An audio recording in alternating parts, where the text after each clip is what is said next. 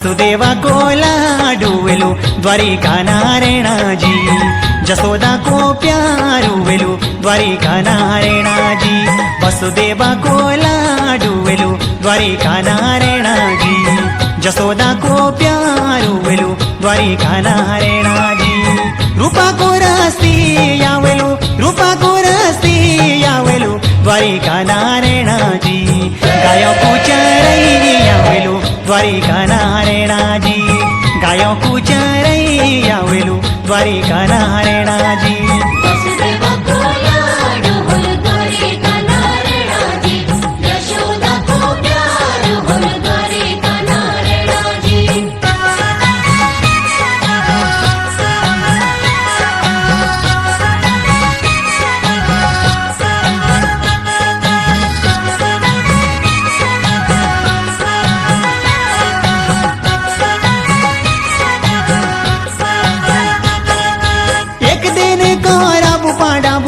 एक दिन कराबू पांडाबू की सवा जादू भगवान जख उड़ो तय अश्वमेघ, यज्ञ मेरा भगवान जख उड़ो तय अश्वमेघ, यज्ञ मेरा भगवान शिशुपाल भी यख पहुँचू तय, शिशुपाल भी यख पहुँचू तय अश्वमेघ यज्ञ मजू पुपो को नौन्याल तो द्वारिका नारायणा जीजू, पुपो को नौन्याल तो द्वारिका नारायणा जी।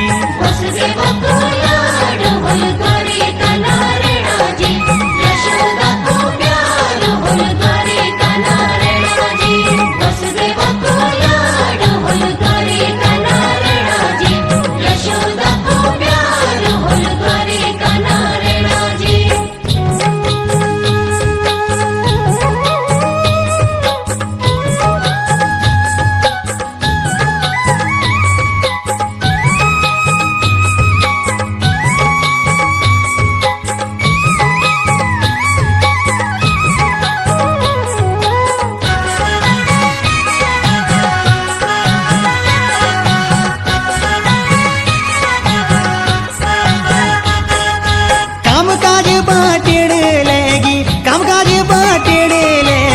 अश्वमेघ यज्ञ जक जुटी पतल उठो दान द्वारिका नारायणा जी, जक जुटी पतल उठो दान द्वारिका नारायणा जी।